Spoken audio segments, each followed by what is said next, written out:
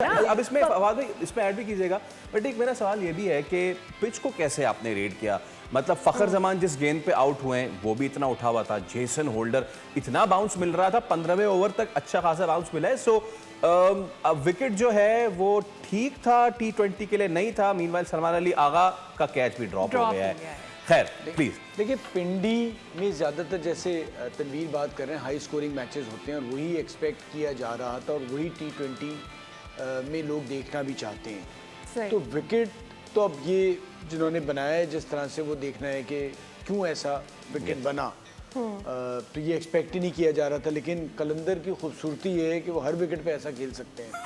ठीक है, मैं उनका बहुत बड़ा सपोर्टर रहा हूँ, लेकिन उनकी साथ साथ खूबसूरती अब नहीं है। ठीक है, नहीं रहा हूँ अब समझ लें, चाहता हूँ लेकिन हो नहीं पा रहा हूँ। रहा हूँ फिर बहुत जल्दी फैसला कर दिया, पीछे हो जाओ अब। नहीं, लेकिन लेकिन जो कलंदर और पीएसएल से ज्यादा खूबसूरती है कि तनवीर ने हमारे फर्स्ट शो से जो इसको फाइनल की तरफ ले गए हैं ना, मतलब इन्होंने पहले जो पावर प्ले खेला है ना, उसमें ये ले गए फाइनल की तरफ। यस, आखिरी 10 ओवर इन्होंने शुरुआत ही वहां से की है, तो उन्होंने बाकियों को तो वहीं मार दिया है।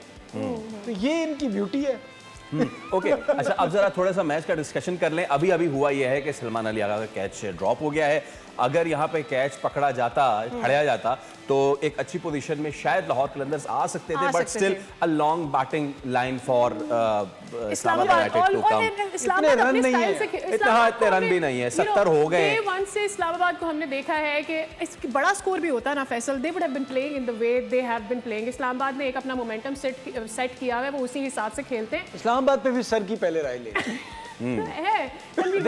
देखिए, अगर मैं इस्लामाबाद की हम बात करते हैं, देखिए अगर हम शादाब की परफॉर्मेंस की बात करते हैं या अहमद वसीम की परफॉर्मेंस की बात करते हैं, मैंने इन दोनों का नाम इस वजह से लिया क्योंकि इस क्रिकेट में स्पिनर्स का बड़ा अमल दखल होता है और उन्होंने बॉलिंग अच्छी की भी। ये सिर्फ पीएसएल की हद तक बहुत अच्छे हैं। शादाब पीएसएल की हद तक ऐसे होता है कि जैसे पता नहीं इससे बड़ा कोई ऑलराउंडर ही कोई नहीं है। लेकिन ये लोग जब जाते हैं, इवन अहमद भी खेला है, अच्छी परफॉर्मेंस दी है पाकिस्तान से, लेकिन जब लास्ट T20 वर्ल्ड कप खेला, इतनी नायाब दिलाए सर।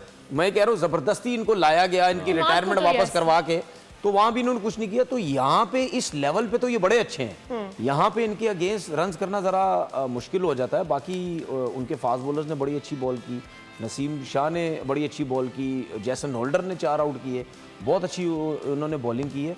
तो मुझे ऐसा लगता है कि लाहौर कलंदर जिस तरह हम बात कर रहे हैं ना, कि वो शायद ये सोच रहे थे कि जिस तरह पहले पीएसएल के मैचेस में पिंडी में 250 रन उससे ज़्यादा बन रहे थे, तो हम इसी तरह ही कर लेंगे।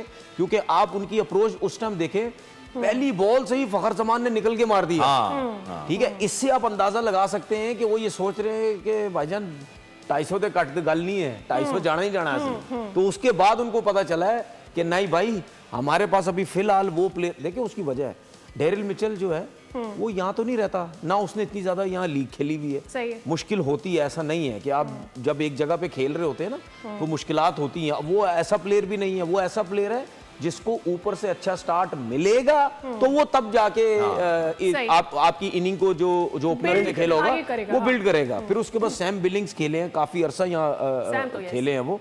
तो इन जैसे जो फॉरनर प्लेयर्स होते हैं, इनको थोड़ा सा वो सेट होने की यहाँ पे उनको ज़रूरत होती है, उनको थोड़ा सा जो है वो टाइम लगता है, क्योंकि बॉल थोड़ा लो भी रहता है, ब्रेक बहुत ज़्यादा होता है।